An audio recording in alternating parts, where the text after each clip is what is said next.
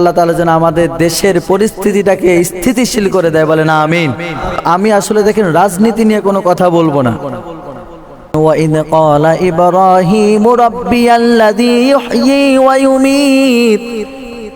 তো পৃথিবীর শুরু থেকে নিয়ে এখন পর্যন্ত অনেক রাজা বাদশা আছে যাদের পতন এত জঘন্যতম নিষ্ঠুরতম ভাবে হয়েছে, ইতিহাসের পাতা যখন উল্টানো যায় তাদের নির্মম পরিস্থিতি আমাদের সামনে চলে আসে।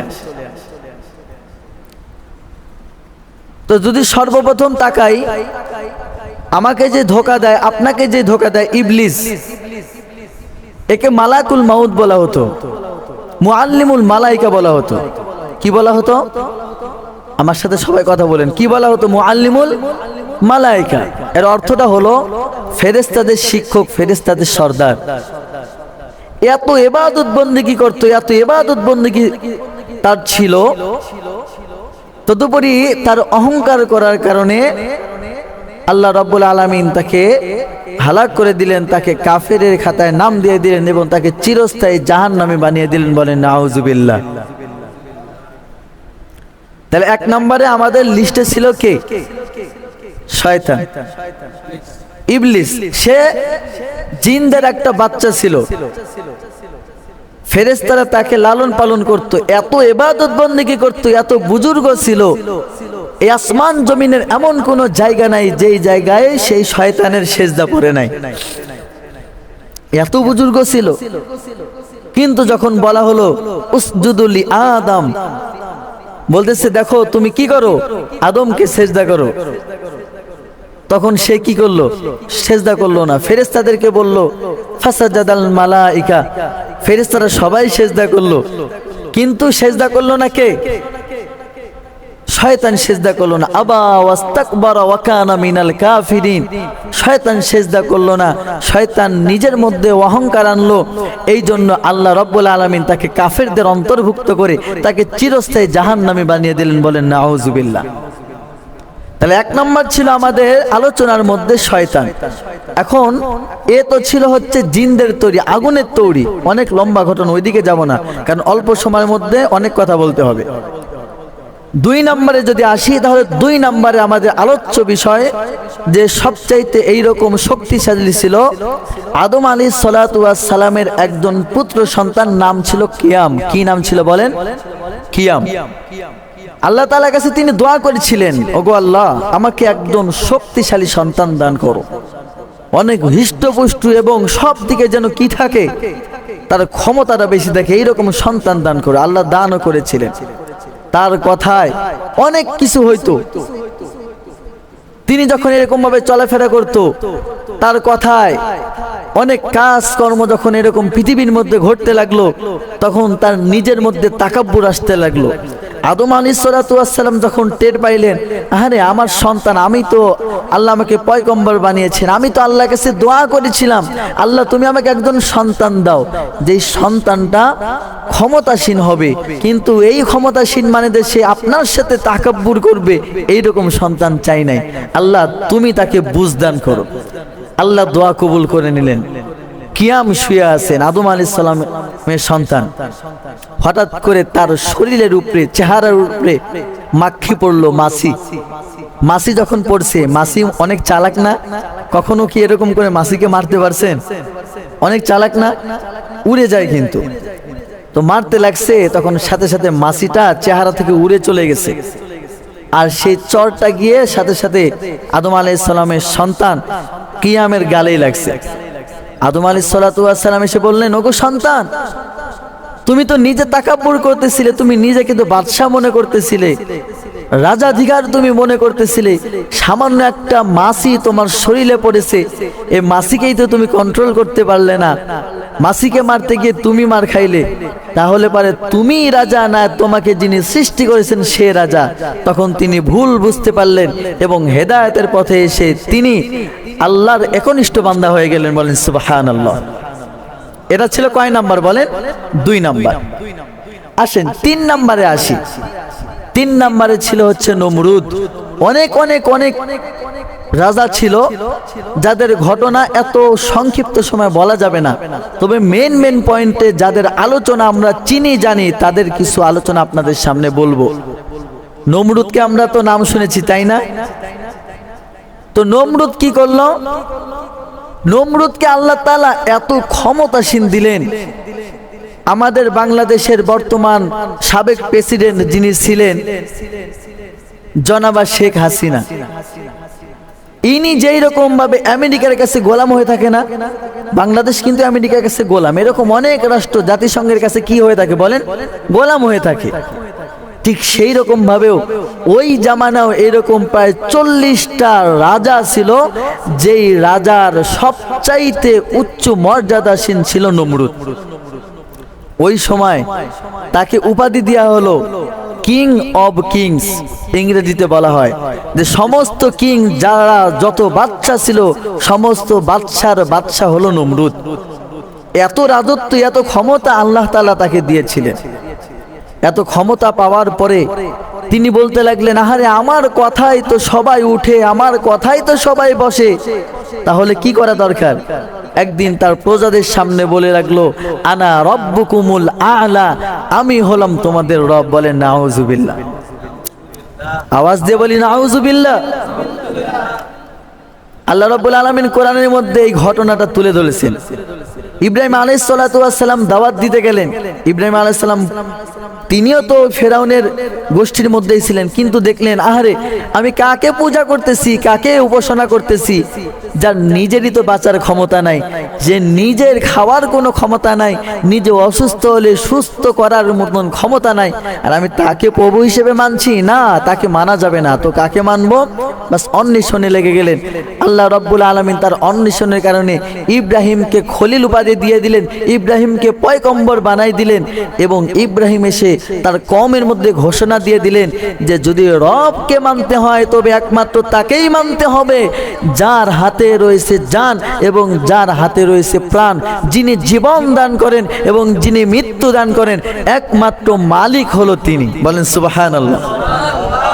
আল্লাহ কোরআনের মধ্যে ঘটনাটা এইভাবে তুলে ধরে বলেন, ওয়াইদ ক্বালা ইব্রাহিম, আল্লাহ রাব্বুল আলামিন কোরআনের মধ্যে বলেন, ওয়াইদ ক্বালা ইব্রাহিম রাব্বিয়াল্লাযী ইউহয়ী ওয়া ইউমীত।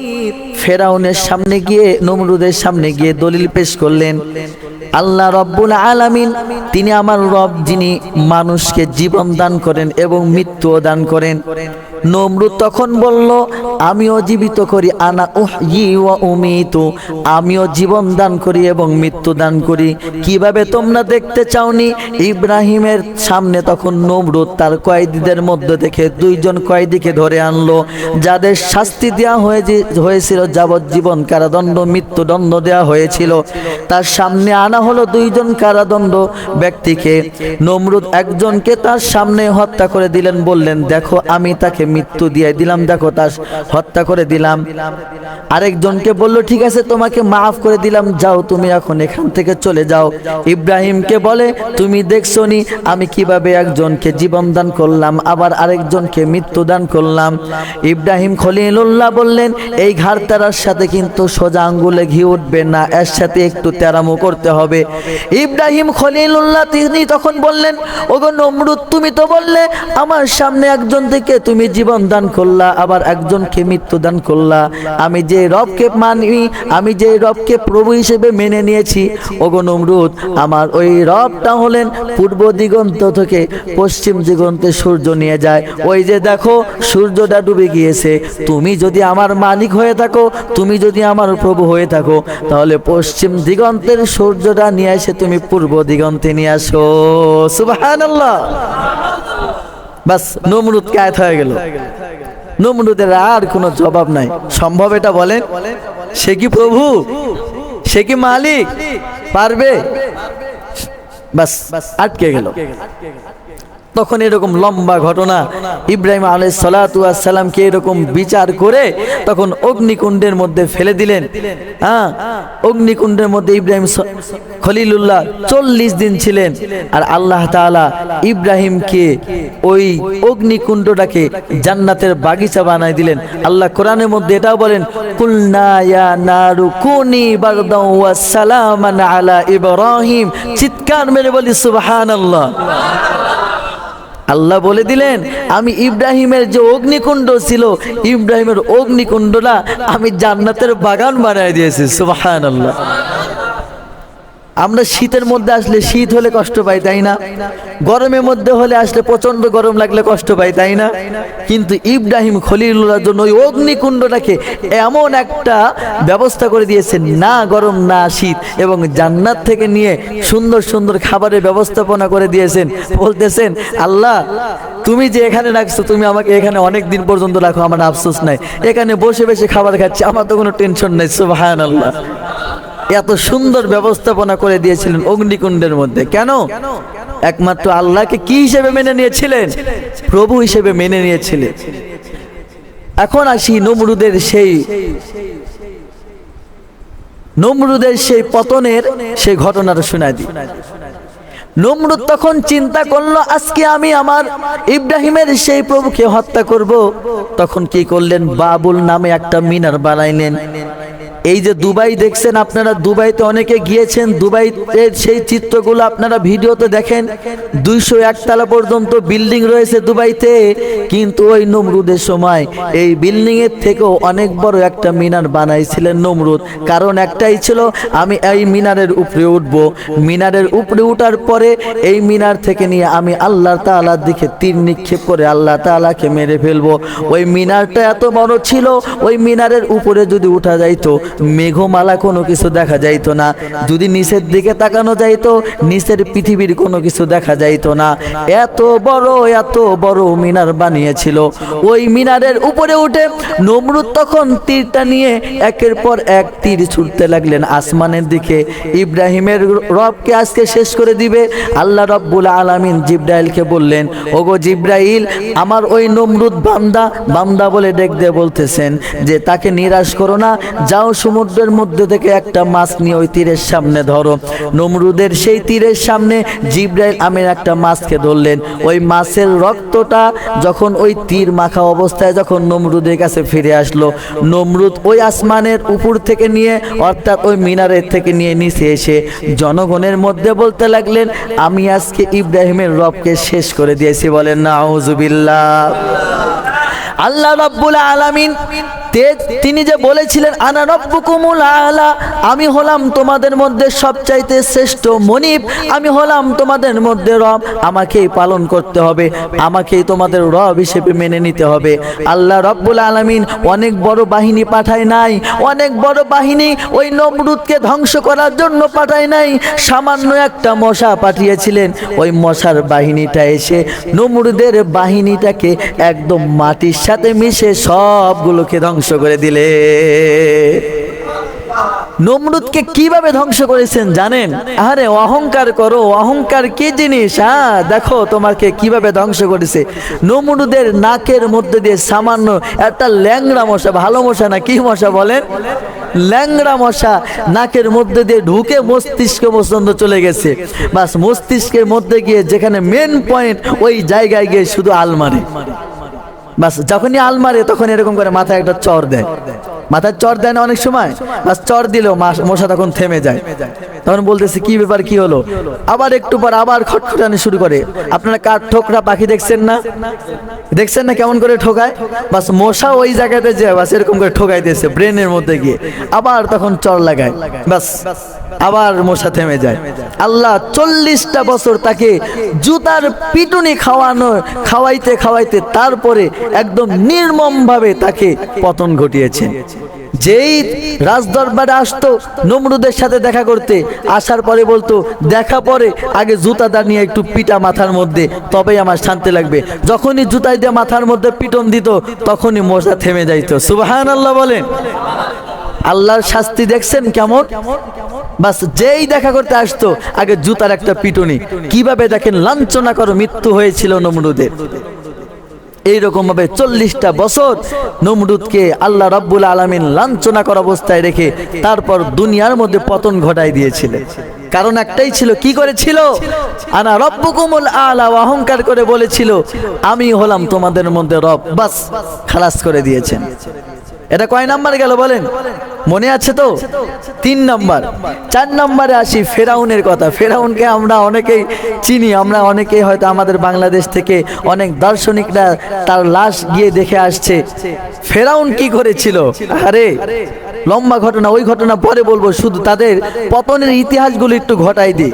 ফেরাউনও বলেছিল আনা রব্বুকুমুল আলা, আমি হলাম তোমাদের মধ্যে রব, আমাকে তোমাদের পালন করতে হবে।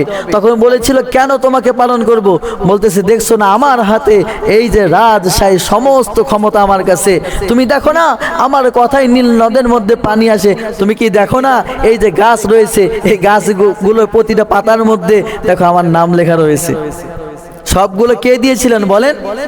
আল্লাহই দিয়েছিলেন। কিন্তু সে সেটাকে ঘুরাই নিয়ে নিজের মধ্যে আনে, অহংকার করে তিনি বলতে লাগলেন এখন থেকে আমি তোমাদের রব, আমাকেই তোমাদের পালন করতে হবে, পালন করবে না তো ঠিক আছে তোমাকে মেরে ফেলবো। বাস এই যে অহংকার করতে লাগলো, অহংকার করতে করতে যখন একদম অহংকারের দ্বার প্রান্তে যখন পৌঁছে গেলেন, বাস তখন মুসা আলাইহিস সালাতু ওয়াস সালামকে তার লস্কর বাহিনী নিয়ে তখন ধাওয়া করলেন। বাস সমুদ্রের মধ্যে গেলেন। মুসা আলাইহিস সালাতু ওয়াস সালাম সেই নীল নদের পানির সামনে গিয়ে বললেন ওগো মালিক, পিছনে তো ফেরাউন, সামনে হলো নীল নদ, যাবো এখন কোথায়? তখন আল্লাহ বললেন তোমার হাতে লাঠি আছে, লাঠি দিয়ে সমুদ্রের মধ্যে নিক্ষেপ করো, একটা আঘাত করো। আল্লাহ রব্বুল আলামিনের হুকুমে যখন নীল নদের মধ্যে একটা লাঠি দিয়ে আঘাত করেছে, সাথে সাথে 12টা গোত্র ছিল, 12টা গোত্রের জন্য আল্লাহ রব্বুল আলামিন 12টা প্রশস্ত রাস্তা খুলে দিলেন। কি সুবহানাল্লাহ বলবেন না? 12টা রাস্তা আল্লাহ রব্বুল আলামিন মুসা আলাইহিস সালাতু ওয়াস সালামের কওমের জন্য খুলে দিলেন। বলি সুবহানাল্লাহ। ফেরাউন এসে বলতেছে আহারে আমার বাবা বানাই দিয়ে গেছে রাস্তা, যাই। বাস বাবার বানানো রাস্তায় ঢুকে পড়ছে।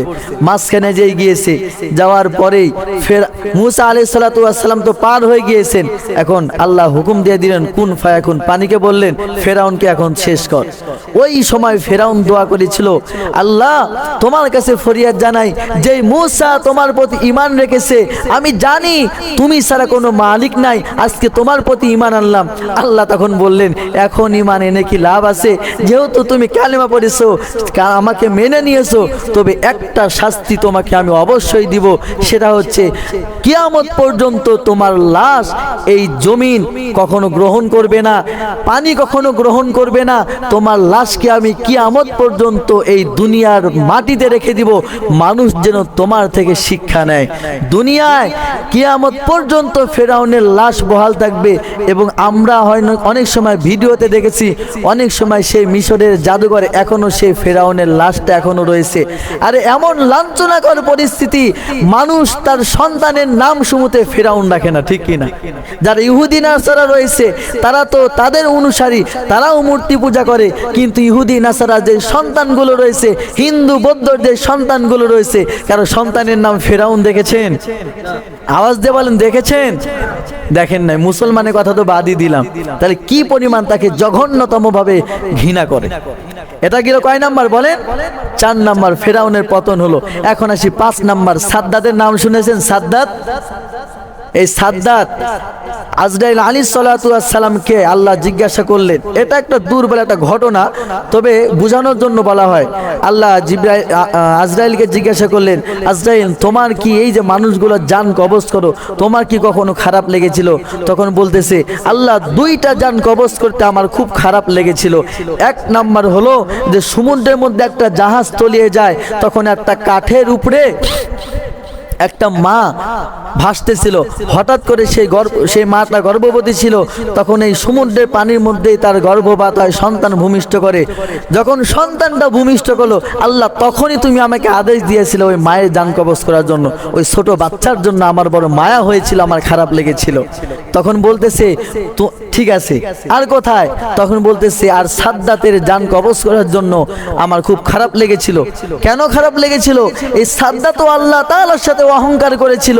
সাদ্দাত বলেছিল যে আমি সাদ্দাতকেও আল্লাহ তাআলা তিনি এই দুনিয়ার অনেক, বলা হয় যে দক্ষিণ আরবের প্রেসিডেন্ট তাকে বানিয়ে দিয়েছিলেন। তিনি অহংকার করতে লাগলেন যে আজকে দুনিয়া আমার অর্থ সম্পদ টাকা ধন দৌলত এত রয়েছে, তাহলে আমি কেন আল্লাহর ইবাদত বন্দেগী করতে যাব? অনেক ওলামায়ে কেরামরা অনেক মানুষ তাকে বুঝিয়েছিলেন, তখন তার কথা শুনেন নাই। বলতেছে আমার আল্লাহকে পালন করতে হবে না, আল্লাহর ইবাদত বন্দেগী করতে হবে না, এমনকি আমি আল্লাহ তাআলার জান্নাতেও প্রবেশ করতে চাই না। আমার ধন সম্পদ রয়েছে, আমি দুনিয়ার মধ্যেই আমি আল্লাহর মতো আমি কি করব? জান্নাত বানাইব। অনেক অনেক টাকা পয়সা খরচ করে হীরা জহরত মণি মুক্তা স্বর্ণ অলংকার দিয়ে তখন সাদ্দাতের শহরে কি বানাইলেন? দুনিয়াতে জান্নাত বানাইলেন। সাদ্দাত তার নিজ বাসভবন থেকে নিয়ে যখন ওই জান্নাতের কাছে গেলেন, যে যেহেতু জান্নাত বানানো হয়ে গিয়েছে, আমি জান্নাতটা দেখে আসি। যখন জান্নাতের সেই চৌকাঠে পা দিয়েছে, এমত অবস্থা একটা আগন্তুক লোক এসে উপস্থিত। বলতেছে তুমি কে গেটের সামনে দাঁড়াইলে? বলতেছে আমি হলাম মালাকুল মাউত। বলতেছে তুমি এখানে কি করো? তোমার জান কবজ করতে আসছি। বলতেছে ঠিক আছে, জানটা কবজ করো। আমি এত কষ্ট করে আমি জান্নাত বানিয়েছি দুনিয়ার মধ্যে, আমাকে একটা বার ঢুকতে দাও। বলতেছে সেই সুযোগ, সেই পারমিশন আমাকে দেওয়া হয় নাই।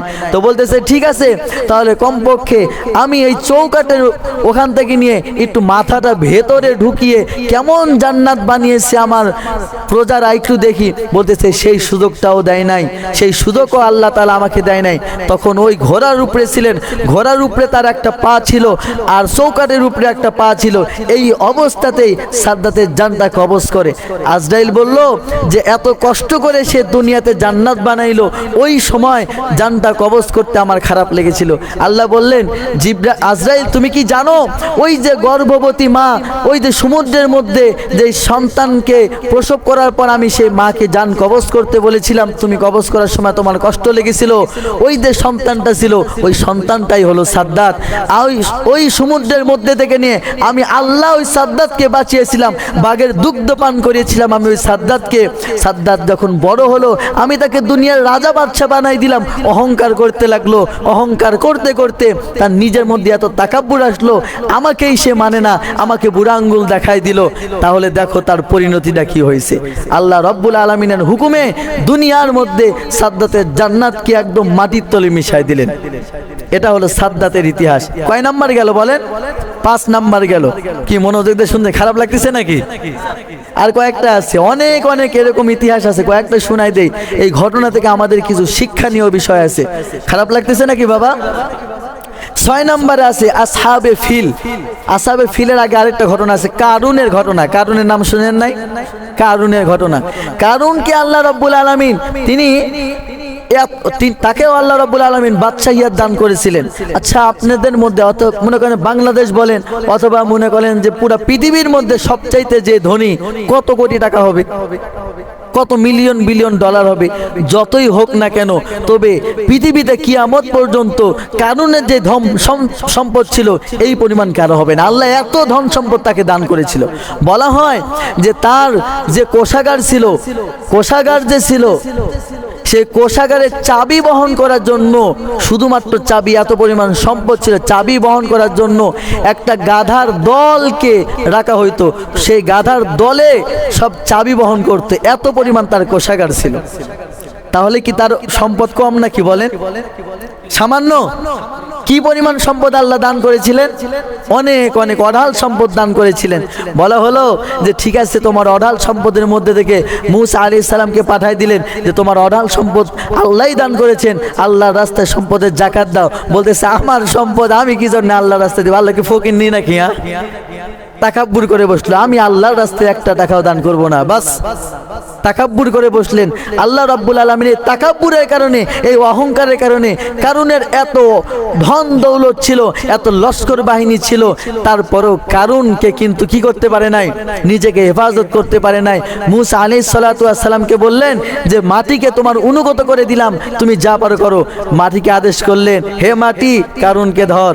যে ধরছে আস্তে আস্তে করে কারুন তার কি করে যাচ্ছে, মাটির নিচে দাপতেছে। তখন দাপতে দাপতে যখন একদম গলা পর্যন্ত আসলো, বারবার কারুন একটা কথাই বলতেছিল, মূসা তুমি আমাকে বাঁচাও, মূসা তুমি আমাকে বাঁচাও। কিন্তু মূসা আলাইহিস সালাতু ওয়াস সালাম কথাটা শুনেন নাই। যখন মাটির তলে একদম শেষ হয়ে গেল, সেই সময় মূসা আলাইহিস সালাতু ওয়াস সালামকে আল্লাহ তাআলা বললেন যে মূসা তোমার কাছে তো কারুন কতবার ক্ষমা চাইলো, তুমি তাকে ক্ষমা করলে না। কিন্তু ওই কারুন যদি একটাবার আমি আল্লাহর দিকে রুজু হয়ে বলতো আল্লাহ তুমি আমাকে বাঁচাও, আমি সাথে সাথে মাটিকে সাথে সাথে নিষেধ করে দিতাম, সে আর মাটির তলে কি যেত না, তলিয়ে যেত না। যাই হোক, আমি বুঝাইতে যাচ্ছি তাকাব্বুর হওয়ার কারণে, অহংকার করার কারণে কি হয়েছিল, কারুনের মতন এত বড় একজন ধনাঢ্যশীল ব্যক্তি তারও পতন হয়ে গিয়েছিল। আসি, আমরা সূরা ফিল পারি না? আলাম তারা কাইফা ফাআলা রাব্বুকা বিআসহাবিল ফিল পারি না? কারা কারা পারি দেখি, আল্লাহকে হাত উঁচু করে দেখান তো দেখি। পারেন তো? আলহামদুলিল্লাহ, আল্লাহ সবাইকে কবুল করেন, সবাই বলেন আমিন। এই সূরা ফিলের একটা ঘটনা রয়েছে, আমরা তো জানি আসহাবে ফিল নামে একটা বাহিনী মক্কা শরীফকে অর্থাৎ কাবা শরীফকে ধ্বংস করার জন্য এসেছিল। অনেক তার ক্ষমতা ছিল, শুধু হাতি, ফিল মানে হাতি, হাতি হস্তি বাহিনী নিয়ে আল্লাহর কাবাকে ধ্বংস করার জন্য এসেছিল খ্রিস্টানের একটা প্রেসিডেন্ট। তখন আল্লাহ রাব্বুল আলামিন তখন বললেন যে আমাকে কেউ আটকাইতে পারবে না, আমি আল্লাহর কাবাকে শেষ করে দিব, আমি খ্রিস্টানদের রাজা, দুনিয়ার মধ্যে আমি রাজ করি, আমাকে ধ্বংস করার মতন কেউ নাই। তখন আল্লাহ রাব্বুল আলামিন ওই আসমান থেকে নিয়ে